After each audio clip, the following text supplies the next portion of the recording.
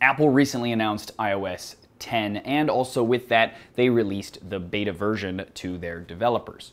Now, there is a slight loophole that allows you to download iOS 10 beta right now if you're not a developer even. For that video, you can click the link below. But thanks to that, I've had a chance to play with iOS 10 for a little bit, and I figured I would do a quick video showing you guys the coolest new features that iOS 10 has to offer.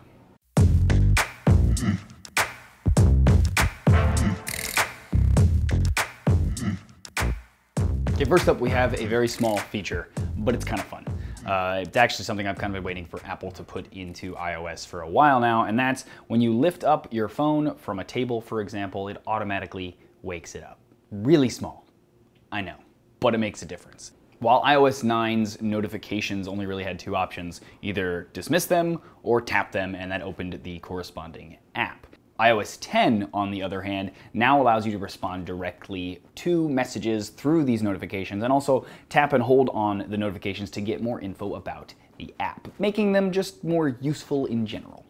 Your iOS widgets have also been redesigned. Instead of them being in the notification center at the very top of the phone, they've now been moved to where Spotlight is, which actually makes a lot of sense because the other stuff that was in there wasn't actually that useful, your favorite contacts and stuff like that. This, on the other hand, is a little bit more useful, and the widgets themselves also look a lot cleaner, they look a lot nicer, they have like a frosted glass look to them, and they're actually a little more functional. On the lock screen, now you can swipe left to get to your camera, swipe up from the bottom to get your control center, and swipe right to get to those widgets. Now, because of all of this swiping action on the lock screen, one feature had to be removed.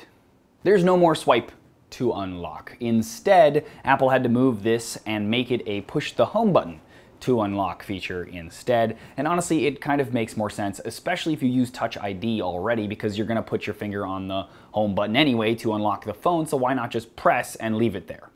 Apple also added new 3D touch shortcuts, one of which I think is kind of cool, wherein you force touch on an app icon, it will bring up that app's corresponding widget, which is neat because then you can get certain information from that widget, depending on how useful the widget is, instead of having to open the app to get what you need. Again, they're pushing widgets. Really want you to use them because nobody used them in iOS 9, let's be real. Along with some of the new features, Apple also redesigned some of their existing apps. The first one is Music. Now, I personally don't really use Apple Music that much. A lot of people have told me that the old version is a little chaotic and not that great to use. The new version, on the other hand, seems to be a lot simpler, has a few added features like lyrics and also previously downloaded music, and is just a little more intuitive of a UI in general. Apple Maps also got a little bit of an upgrade as well, with on-route traffic updates and traffic reporting, slicker animations, and you could just tell they're trying to bridge the gap between, functionally at least, between it and Google Maps. Now, I personally will still use Google Maps. I'm sure most of you do too, but they are getting at least a little closer.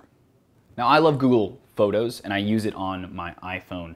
One, for really smart backup and storage control, which you can check out my video on how to use that below. But also it is really cool that it's so searchable. You can use it to find faces of people. It knows who they are. It's a little creepy, actually, but it is useful.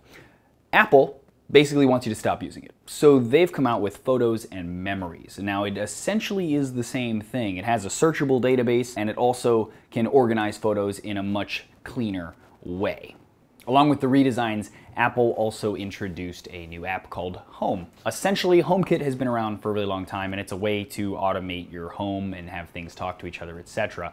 But there really hasn't been like a centralized hub where you can control all of that. So this is what Home is. Essentially, it's like SmartThings that is owned by Samsung, but Apple's version, of course. So what it will allow you to do is control your different HomeKit-enabled devices from directly within that app, create scenes, and even do things like say, good morning, Siri, or Siri, good morning, and it'll automatically turn on your coffee maker if you wanted to, turn on the lights, open your blinds, whatever you might want it to do. One of the biggest changes, though, in iOS 10 is the new messaging app. In an effort to stop you from using Snapchat and Facebook Messenger and the new Skype and all those other apps out there that are meant for chatting, Apple decided to throw in a bunch of cutesy features into its own messaging app to try to compete. So essentially we have things like fun animations, we have handwritten notes, we have bigger emoji, we have animations that take up the entire screen, and GIFs, images, and a whole bunch of other stuff inside a new app store for messaging. Other than that though, there is one last feature that's been put into iOS 10 that I think we've all been waiting with bated breath for. You can now delete Apple's apps. Yeah, that's right. No more folder called extras or miscellaneous or junk, whatever you called it, where you just stuffed all of Apple's apps that you don't use, because there are a lot of them. Like, for example, if you don't have an Apple Watch, why do I need the Apple Watch app? Stupid, right? But now you can actually hold down on them just like any other app and tap the X to completely delete them from your phone. If you ever want them back, you just go into the App Store and you can re-download them.